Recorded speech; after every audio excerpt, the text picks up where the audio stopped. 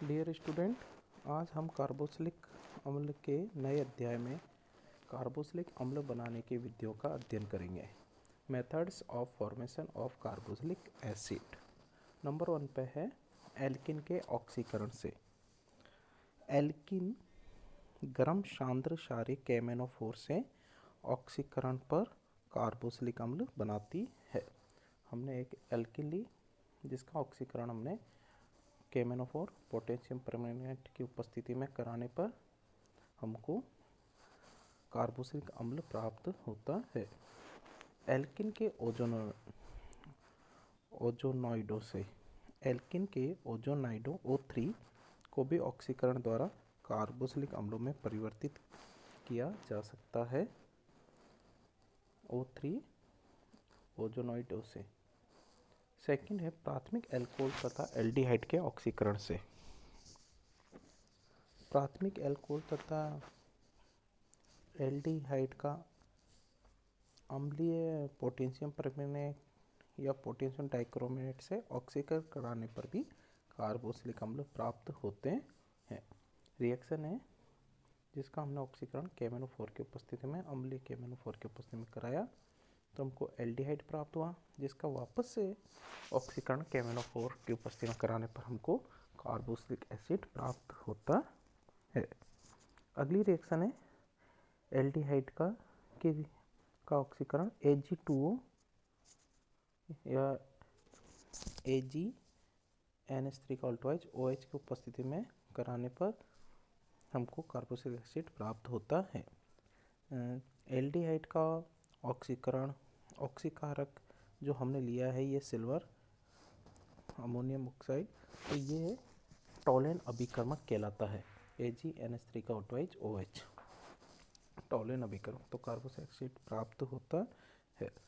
Alkyl benzene के ऑक्सीकरण से प्राथमिक एवं द्वितीयक एल्किल समूह के सीधे बेंजीन वलय से जुड़े होने पर उनका फिर क्षारीय KMnO4 द्वारा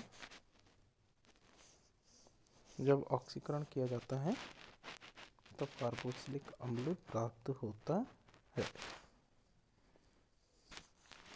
अगली रिएक्शन मेथिल कीटोन के ऑक्सीकरण द्वारा। जब एसीटोन की अभिक्रिया हैलोजन तथा NaOH की उपस्थिति में कराने पर हमको कार्बोक्सिलिक एसिड CH3COOH प्राप्त होता है। अभिक्रिया दे रखी है CH3COCH3 अप टू क्लोरोफ्लोरोब्रोमो कोई हैलोजन लेने पर शार्क NaOH की उपस्थिति में जब अभिक्रिया कराते हैं तो हमको कार्बोक्सिलिक एसिड प्राप्त होता है। नेक्स्ट रिएक्शन है हाइड्रोलाइसिस ऑफ साइनाइड।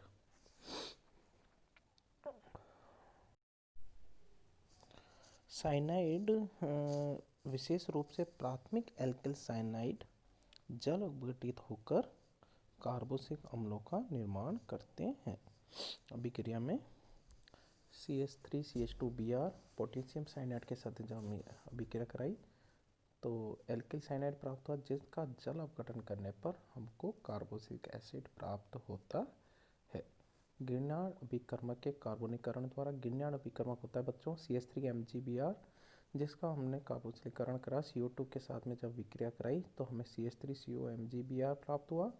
इसका जल अपघटन कराने पर हमको कार्बोक्सिलिक एसिड CH3COOH तथा MgBrOH प्राप्त होता है। 7 नंबर की रिएक्शन है अम्ल व्युत्पन्नों के जल अपघटन से।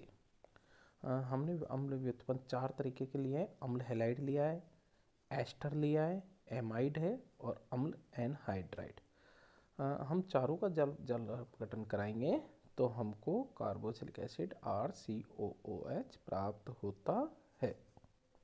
सबसे पहले हमने अम्ल हैलाइड लिया तो HCl निकल करके कार्बोक्सिलिक एसिड प्राप्त हुआ। एमाइड लेने पर RCONH2 तो अमोनिया इसमें से निकलेगी तो हमको कार्बोक्सिलिक एसिड प्राप्त होता है। अम्ल एनहाइड्राइड से भी और एस्टर दोनों रिएक्शन से भी हमको कार्बोक्सिलिक एसिड प्राप्त होता है।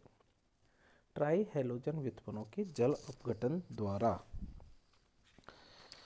ट्राई हैलो व्युत्पन्न 111 ट्राई हैलो एल्केन क्षारीय जल गठन पर कार्बोक्सिलिक अम्ल देते हैं।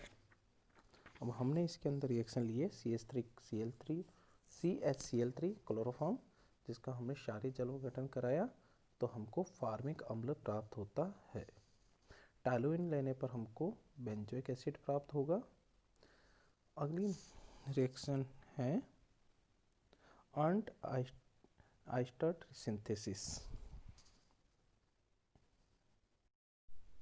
इस विधि में एल्केनॉल हैलाइड CH3COCl की अभिक्रिया डाईएजोमेथेन CH2N2 से कराते हैं और बने उत्पाद का जल अपघटन करने पर एक कार्बन अधिक वाला एल्केनोइक अम्ल प्राप्त होता है।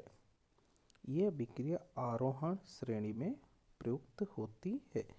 तो बच्चों ध्यान रखना, इस अभिक्रिया में एल्केनॉल हैलाइड की अभिक्रिया जब हम डाईएजोमेथेन CH2N2 के साथ कराते हैं तो हमें एक कार्बन अधिक वाला एल्केनोइक अम्ल प्राप्त होता है।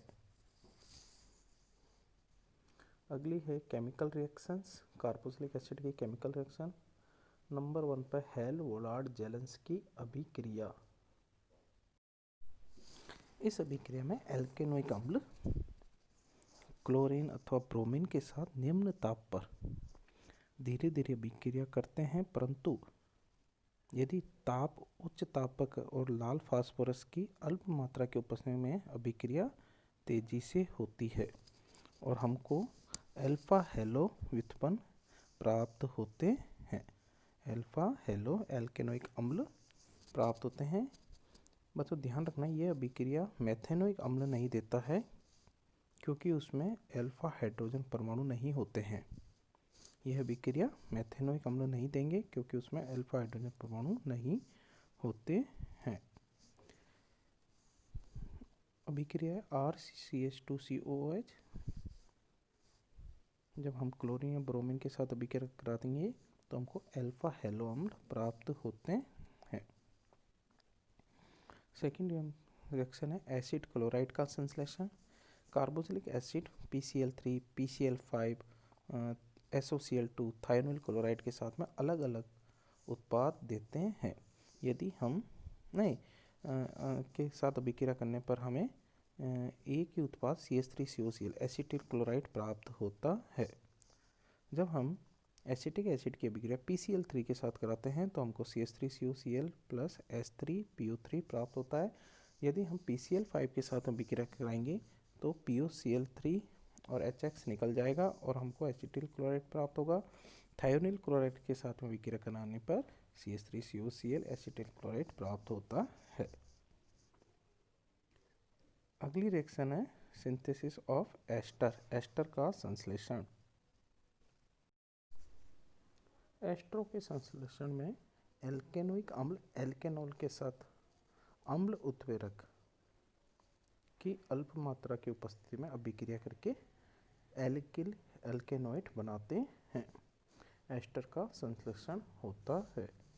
इस अभिक्रिया में बच्चों जल का अणु बनने में अम्ल में से OH तथा एल्कोहल से हाइड्रोजन आयन परमाणु का योगदान होता है। ध्यान रखना बच्चों, इस अभिक्रिया में जल का अणु बनने में अम्ल से तो OH तथा एल्कोहल से हाइड्रोजन परमाणु का योगदान होता है। जब एसिटिक अम्ल ऑक्सीजन 18 वाले मेथेनॉल से अभिक्रिया करता है तो फलस्वरूप बने मेथिल एसीटेट में ऑक्सीजन 18 उपस्थित होता है। इससे यह स्पष्ट होता है कि एसिटिक अम्ल में कार्बन OH बंध टूटता है। अभिक्रिया CH3COH प्लस जब हम एथेनॉल C2H5OH के साथ अभिक्रिया करेंगे तो हमको एथिल एसीटेट CH3COC2H5 प्राप्त होता है। ये ध्यान रखना बच्चों, इस अभिक्रिया में जल का अणु बनने में अम्ल से OH तथा एल्कोहल से हाइड्रोजन परमाणु का योगदान होता है।